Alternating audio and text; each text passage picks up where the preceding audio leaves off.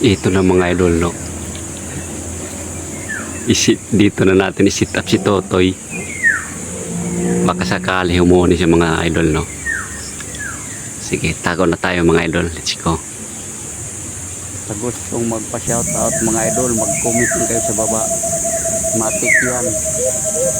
Dito mga idol, napahuli na si Totoy mga idol, no. Akala ko nga hindi natuhuli mga idol kasi halos magdadalawang taon na ito nga first time pa niya makapunta ng gubat mga idol, no. Hindi to akin mga idol, naalbor ko lang to sa ating kaibigan na hunter mga idol, no. Breeding to niya, hindi nga niya na dala sa gubat mga idol, no, dahil busy na siya sa trabaho. Kaya nung nakita ko siya mga idol, may hati ko sa dibdib mga idol, yung balahibo niya may hati mula sa ilalim ng tuka niya mga idol, diretso sa puwit niya ang hati niya sa puwit sa balahibo niya. Kaya na parang nainganya kung awitan sa kanya mga idol, no. Mabuti naman parang binigay niya sa akin mga idol, no. Shout out pala kay Idol Nick Dilona mga idol, no. Siya ang may-ari nito. Salamat idol sa tiwala mo mga idol, no, na binigay mo sa akin yung inakay mo. Kaya dito sinubukan ko na sa mga idol, no, para malaman ko kung maganda ba yung may hati sa dibdib. Yung mga pa-shoutout pala nito to yung mga idol sa bandang dulo na lang sa video ko mga idol, no.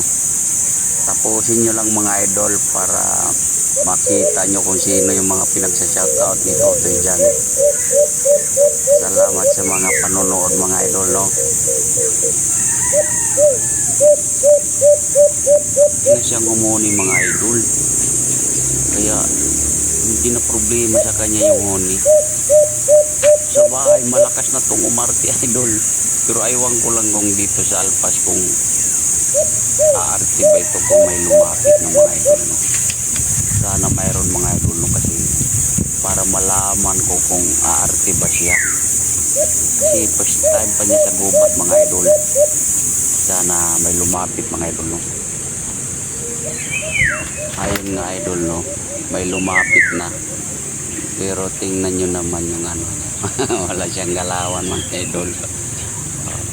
Hanggang talon-talon lang, tumalon lang siya mga idol, kasi wala din siyang ginawa, hindi niya enerhiya.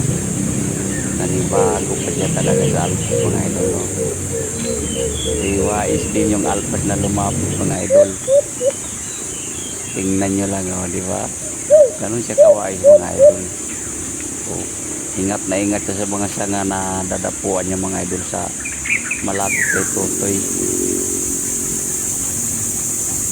Siguro idol, parang nakaano na ito ng kapulot mga idol. Malamang ito na yung mga isa sa mga pinag-alpasan ko dito. Kasi itong area, itong pinagsabita ko kay Totoy mga idol, nakita nyo itong sanga na ito, itong puno na ito mga idol, dito ko sinabit si Carpet.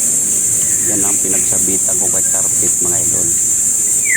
Kaya yung mga alpas dito, puro na yan mga pinagdaanan ni Carpet mga idol. Kaya tingnan mo yung mga alpas, tingnan mo yung dalawa ng alpas mga idol, no. Parang takot na siya sa mga sanga na madadapuan mga idol, oh. Ganun siya kawait mga idol. Kita mo naman idol. Pero kahit anong wais niya idol, napadapo pa rin siya ni Totoy mga idol, no. Iba talaga yung may senior sabi nila mga idol, no.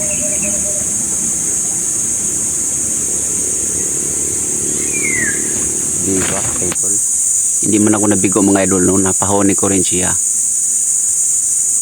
Ayos pa rin mga idol, no. At nakapadapo pa siya kahit walang arte.